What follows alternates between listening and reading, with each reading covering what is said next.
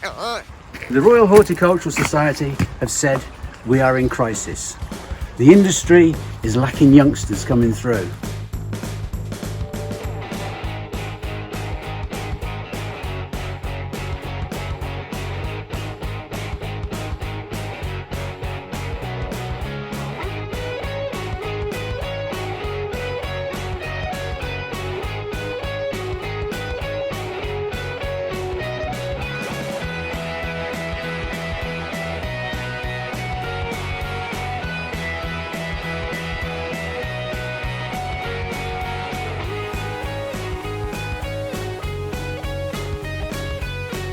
This is Eggleston Hall Gardens, and over the next 12 months we're going to take you on a journey of what it's like to run a nursery garden.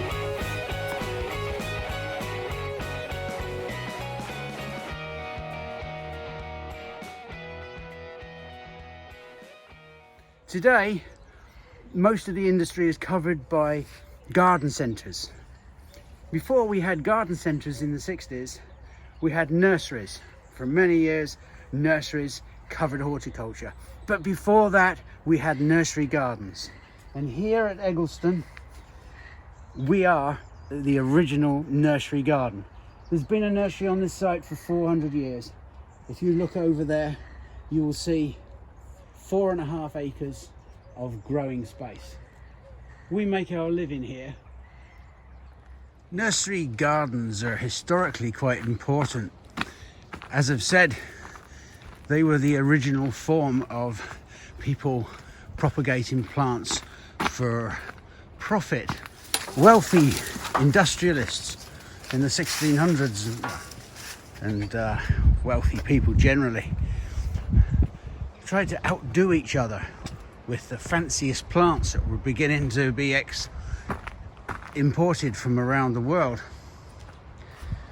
I don't think anything shows this better than the tulip crash of the stock market around 1636. The Dutch were importing tulip seed from Turkey. Well, they'd been importing it for years, but they'd started hybridizing it, and they'd got all sorts of wonderful colors, and people were paying the equivalent of thousands of pounds or dollars for one tulip bulb. It was a fascinating thing. And this church was built in 1608. It took about 20 years. Some of the original graves are from 1682. Nothing to do with plants, but these gardens and this nursery, they've stood and witnessed how horticulture has changed. Nowadays, well, let's go back to them days. If you bought a nice plant, say a heuchera, you would propagate it by division. So the following year you'd get 2, 3 or 4, and then the following year you'd get 8, and the next year you'd get maybe 16, and over a course of time you developed lots and lots of plants. It had the advantage that as it took time, the plants climatized. If they weren't high or hardy, they would die out. And over a period of time, your strain became stronger, or it didn't last. Nowadays, you can grow 1,000 seedlings, pick out one that's got a nice color or some quality or flower that you fancy, and by the end of the year, you can have thousands of them. This is done with micro propagation. It's just the way it's gone now. But it has the disadvantage in that plants don't stand the test of time. So all these wonderful new varieties come out, and they don't really necessarily have their hardiness proven. There isn't the provenance. But it's money, and it's big money. In recent years, echinaceas, or echinaceas if you want to be fancy, and heucheras have been two prime examples of thousands of plants being produced immediately because a seedling had a really good colour or quality that was marketable. Garden centres have taken over where the old nursery gardens used to be. And this copper beech, while it doesn't have its leaves on at the moment, is another plant that's been here 400 years. One of the biggest in the country. It's coming to the end of his life. It is a veteran tree. You can see the bracket fungus at the bottom. Its circumference is 5.3 meters. It has other plants growing out of it. There's a little hawthorn and an ivy growing there. There's even a rhododendron growing out of the base. But it's nice to be back. We're haven't done any for a year. I've been busy and one or two little problems, but we're back now, and we're going to do this new series. And the best way to start is maybe just to show you some of the things we got up to in the last year when we weren't making any of the films. I hope you enjoy them. We're going to mix up a bit of grit and a bit of compost. 50-50.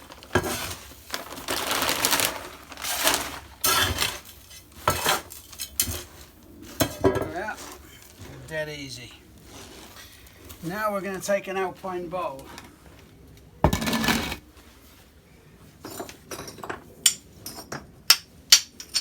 We're going to take some crocks. Let's see what we're doing here, Clara. Do you want to have a look in there?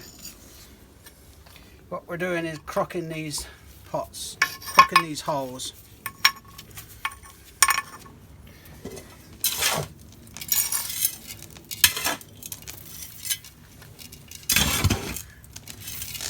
That's the heavily gritted compost in the bottom.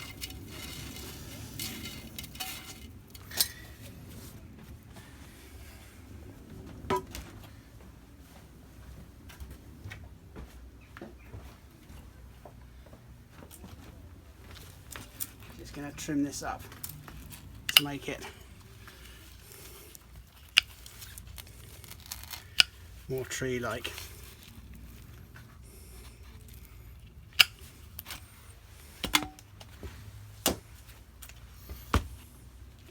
This is what we call the 1/3 rule. The overall height of the tree we can reduce. We can clear the stem to 1/3. So we have 1/3 clear stem. This gives us a good balance of leaf and trunk.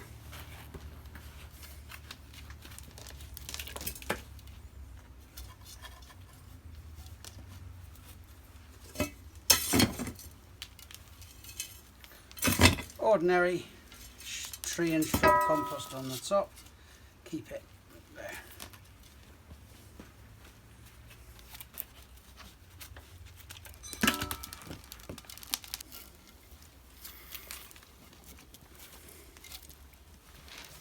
Again, we're going to use the top half of the soil. We're going to use good tree and shrub compost.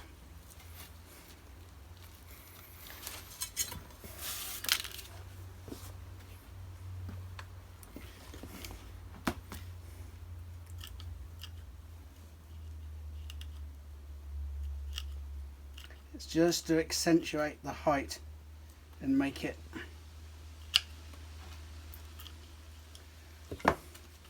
slightly more tree-like.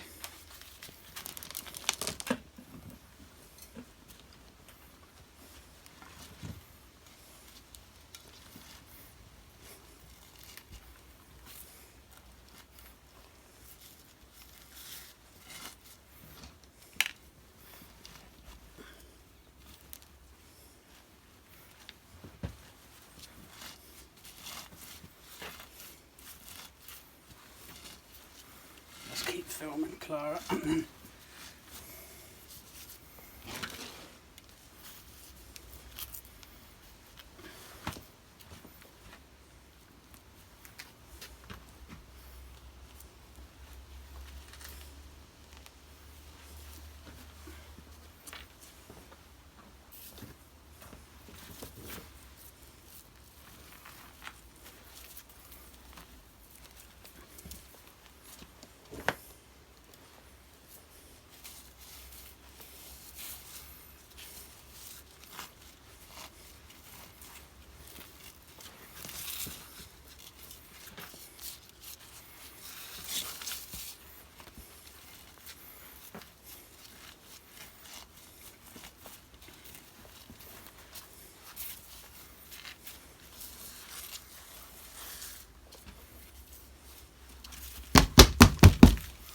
Champing.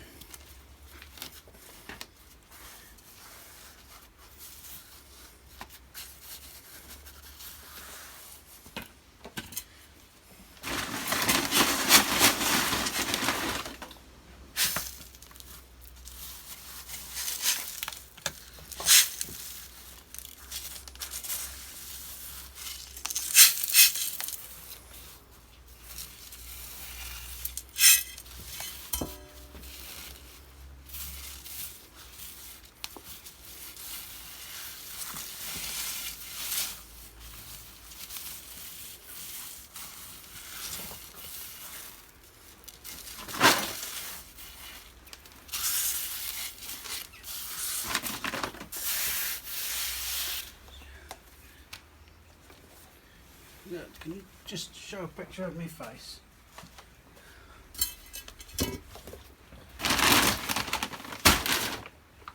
Lost me fucking knife. Oh, God. You must have pinched it.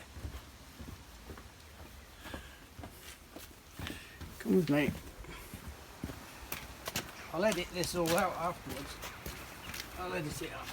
See, can you get down to see what I'm doing here?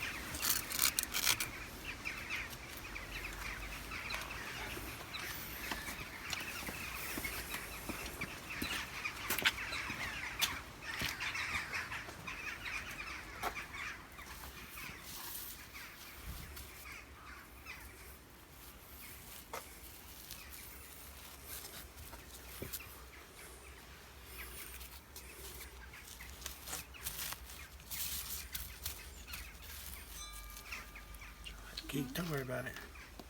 I can wait a minute.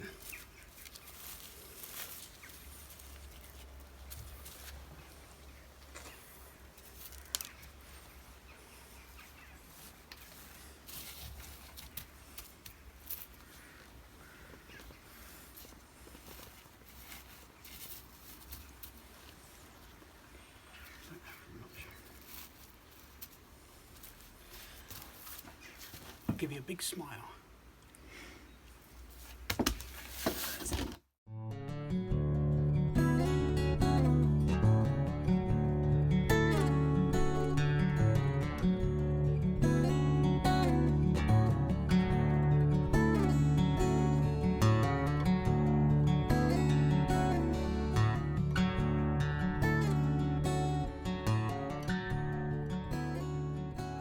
Just driving past the tractor and trailer and looked in the artist studio and saw this hawk flapping about on the window. I think it must be fairly young, I don't know.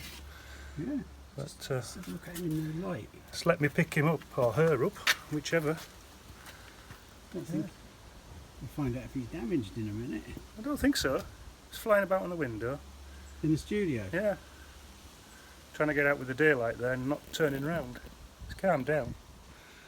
They're very handsome, aren't they? Do you want to hold it, Ellen? No, I don't want to get pecked. Helen doesn't want to get pecked. Coward. Wow, look at that. They're a beautiful creature. He'd be out after them bloody birds that we feed. Yeah, So he's got eaten all, hasn't he? yes.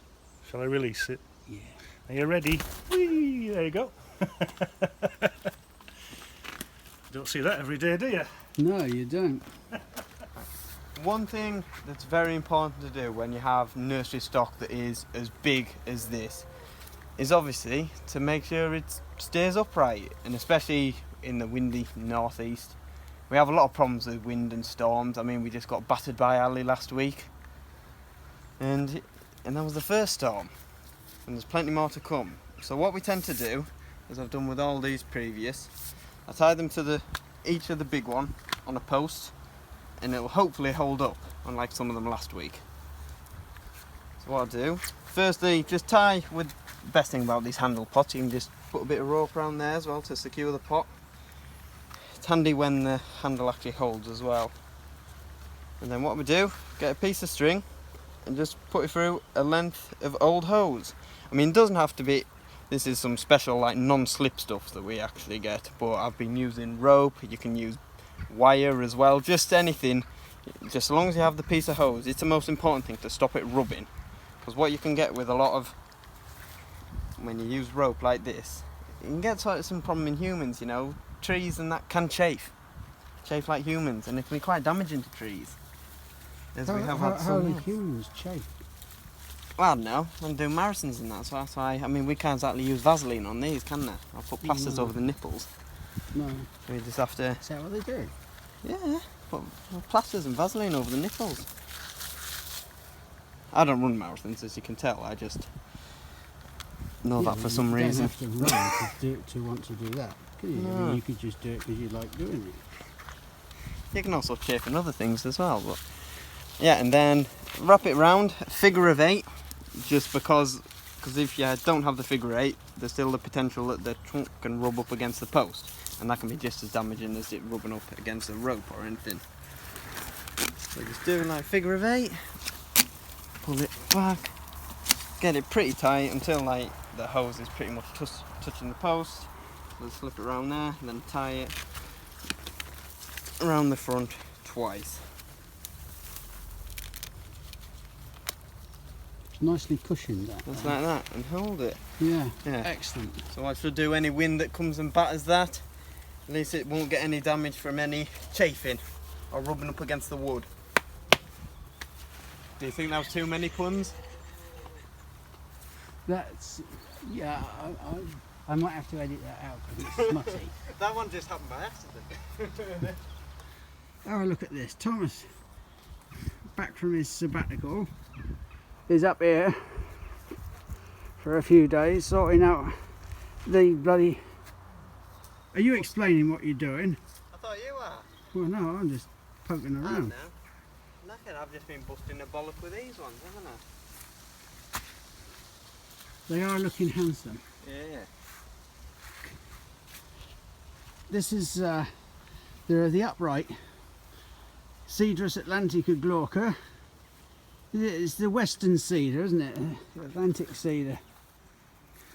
And the Cedrus atlantica glauca pendula. There you are, that's that one there. Now these are amazing because they're like 195 quid. But look at them. I mean, look at him compared to him. And he's 7'3". I was going to say that. So Have you got any clematis anywhere, do you know? Or is it a bit late? we've got very few, Thomas. Yeah.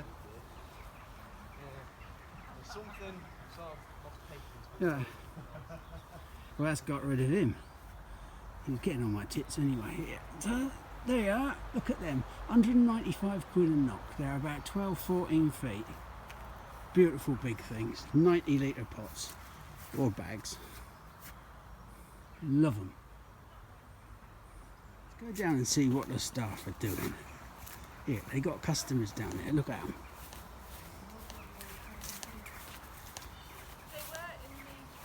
Yeah, look.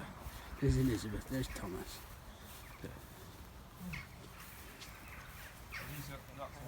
Very nice, bright yellow, Public relations.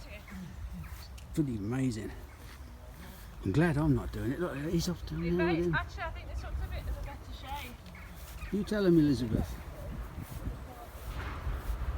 There's two plants here that can be treated the same. One is a chamomile. The other one is Leontopodium. That's if you're not sure, it's an Edelweiss. You can actually do this once or twice a year because after the first flowering in the spring, you can cut them back, do this, which is what we're going to chop them up effectively. They flower again, and then you can do the same again. These were done in the spring. What I'm doing here is just trimming up the outside around the edge of the pot because I don't want that stuff. Sometimes when you have a big clump like either of these, stinking old chamomile, it's you need just to break it down a bit. That's quite useful. And you can see then we can just divide off little bits. Doesn't matter if there's not too much root on it, it will root soon enough. It can break down, you know, but we just want little bits that we can pot into smaller pots. Yeah, you see that? And just cluster them together, pinch them up together if need be. They really are quite easy.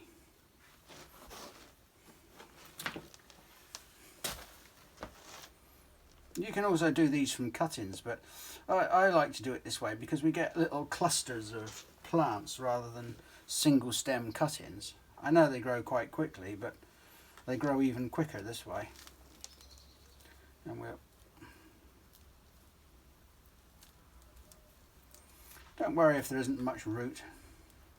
There's a little cluster there. And there's a very big cluster there. Now I could break that down in half, but well, perhaps I will. It'd be really embarrassing if it fell to pieces now, wouldn't it? No, that's all right. We'll sink that well in, and sink that one well in. Here, this is your Edelweiss. Whoops. Yeah, that bounced off of there. That was really embarrassing, wasn't it?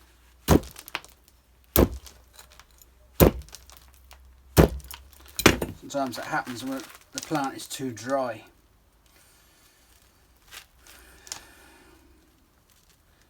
And again, we're going to use the same way. This is like summer divisions.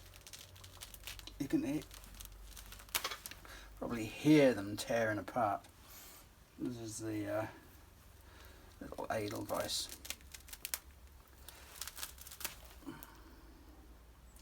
And there.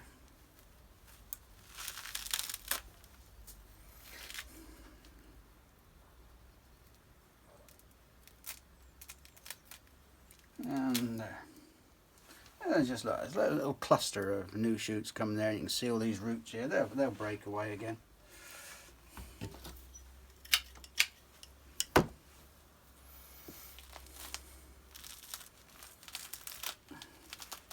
You need pretty good strong fingers for this. And,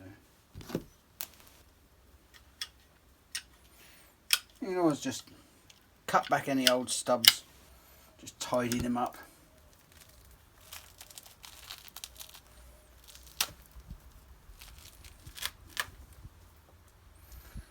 A couple of nice little, see that's, look at that, there's all these little shoots and all these little bits of root. Just pinch them together and make a nice new young plant. And then we'll just get some compost into a pot, turn it in, twist it round, same here. Because it's early August, there's enough time for these to root through into the pot. Don't be afraid of them, just press them down in, pinch them in. There's an expression I use, it really is quite a descriptive thing. You're just making a hole, you're dropping the roots in there, and you're just pinching it, pinching the compost around the roots. Okay. You can hear we're in the middle of a gale here at the moment. If you look over there, even in the bloody polytunnels, everything gets blown over. Now it's about 4 or 5 weeks since we did the chamomile, and you can see they're already. Look at that. Stinks.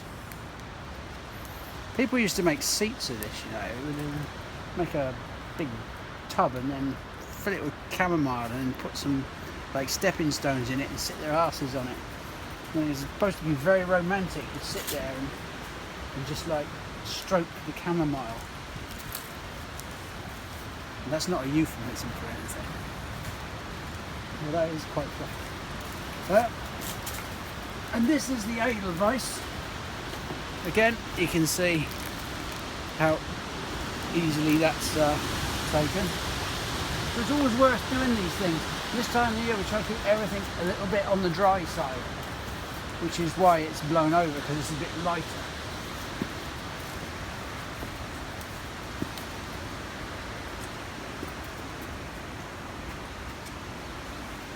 Whoa, Peppy.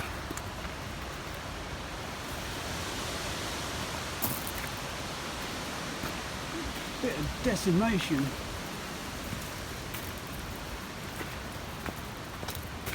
Hey, come here. We've been having the tail of some hurricane.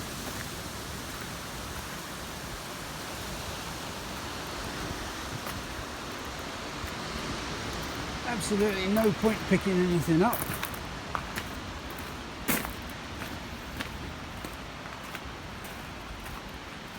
No doubt we'll have about another 10 before the winter's out.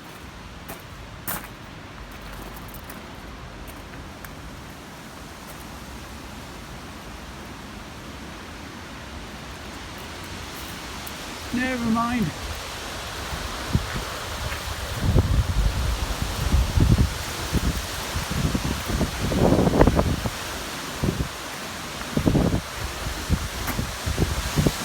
This is a right bugger. That's an underestimated tree, that. That's a little tilia, a lime called winter orange. The young growth is beautifully orange in the winter. It's very nice. And the apple there with the dark red is a Worcester pomain. Sometimes people mistake Worcester pomain for discovery. You always tell a Worcester it's got a slightly pinkish touch to the flesh when you bite it. There's another one over there. It's worth saying as well with tilias, though we British call them limes, they don't actually produce limes. They're not more commonly called in Europe lindens, but with us being British we have to be different, so we call them lime trees, even though they don't produce limes. Fuck me, I never knew that. I know. Huh. I googled it because I was wondering why they call them limes. They don't produce limes. Because limes are hybrid citrus.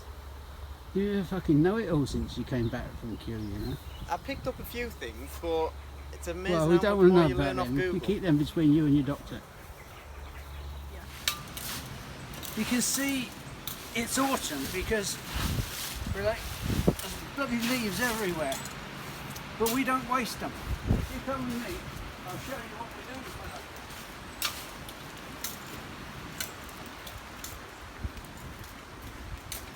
Go on, cameraman, keep up.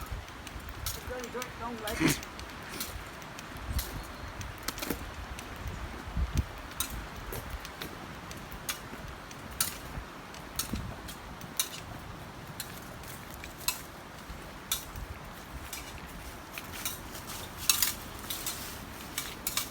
Now, last year we put a load of leaves in this little corral you can see all round the outside.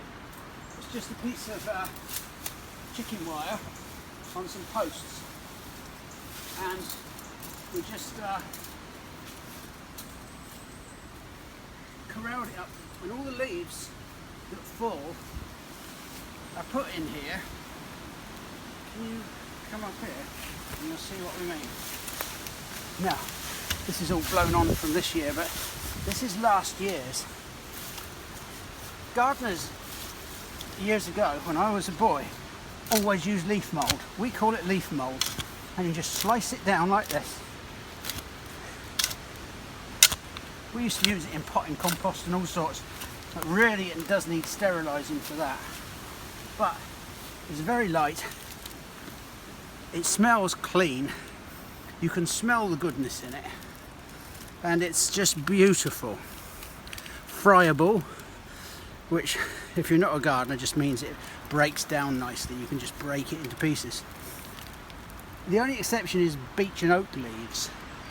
Beech and oak leaves take about 2 to 3 years to break down like this. This is mostly sycamores and cherries and the larger sort of hardwood trees. But it's just beautiful to cut. You just cut down with a spade. And this is the secret ingredient that we use on the trilliums. They are lovely, and well, really, it's not really secret. It's just a very useful thing to have.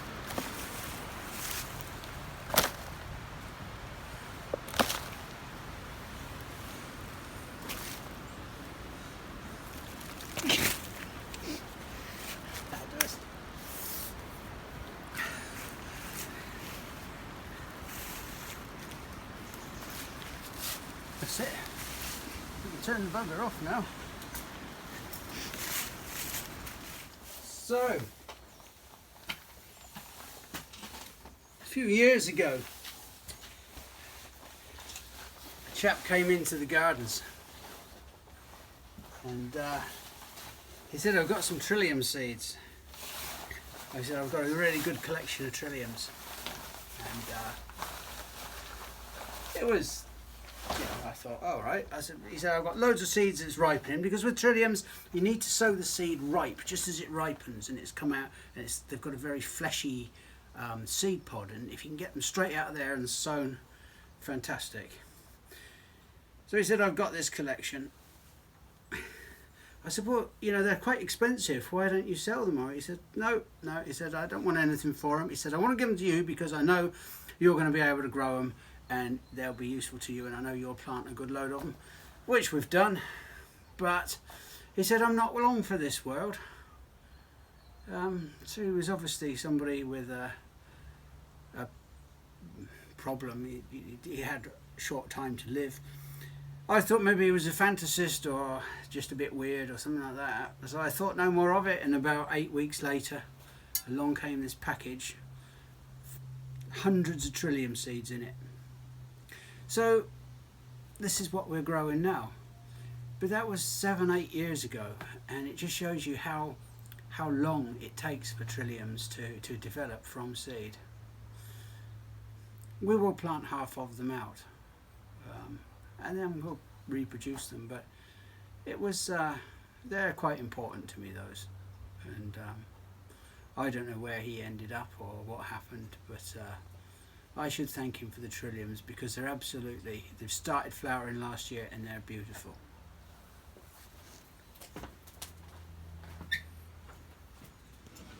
But you can have all the help and all the secret ingredients you want, but you have to have the work done on trilliums, and you need it done by useful people. So if we find any, we will film them. Until then, we've got to put up with Elizabeth and Clara.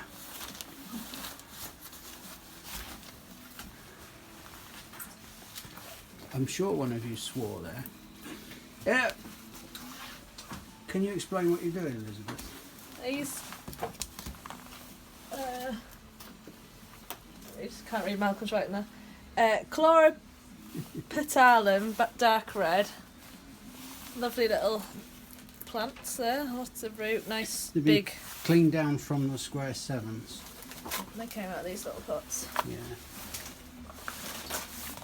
So, pot with label on. Ericaceous compost. Put a pit in the bottom. These are quite big ones, so they're going quite low down. So I fiddle about. Put a bit of this in, poke it around the edges. That's an ericaceous compost because they prefer an alkaline to acid soil. This is leaf Sorry, no, mould. they don't. What am I talking about? They require an acid to neutral soil, not an alkaline soil. I'm talking up my arse again. So we're putting some leaf mould on top, Right. which is last year's leaves. Yeah. It is. It really is an ingredient that Trilliums like.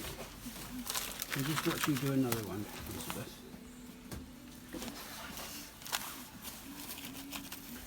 You haven't gone into Trillium overload yet. After a day and a half of doing it. Nice bit of leaf stuff there. Yeah. The leaf mould is really important. It's they really thrive. Oops. You can see in here it's all nicely chopped up.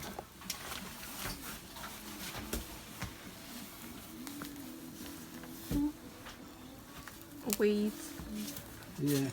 There it is, Trillium. Another roots. See that? Yeah. Doing quite well, these dark reds. Would you strip one out of that square 7? There. So it's Have out. a look. If we can get it out. Probably won't be one in there and I'll look a complete tit. Well, there it is. there's And then we take the top off. If I can, and there we got it. See that? Yeah. It's starting to come up. Nice Right. roots. Yeah, we're just going to use that bottom third with the Trillium in. It's actually called a rhizome. It's a rhizomous storage vessel as opposed to a bulb. Yeah. It Wow. don't matter a bugger if you just want to grow them.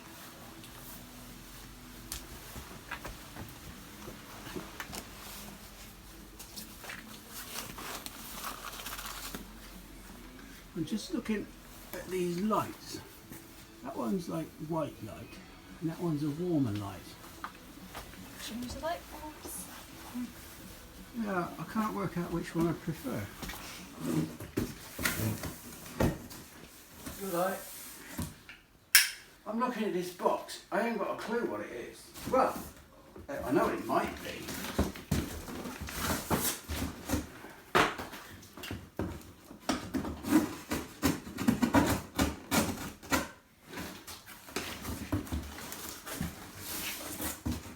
What the fucking hell is that? This. Have you ever seen anything so? Have you seen anything so ridiculous? I mean,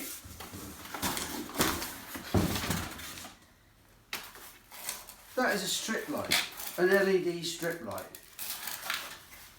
Like, this is Amazon. Fucking Amazon. I mean, look at it. It's absolutely stupid.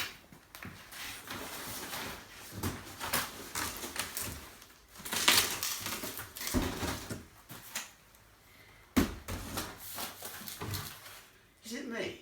Or has the world gone completely crackers? Why? I mean, why would you use a box like that? You could have sent it in that if you put a bit of paper around it. And it comes in that twat. I don't know what's up with people these days. I mean, that's half a tree there.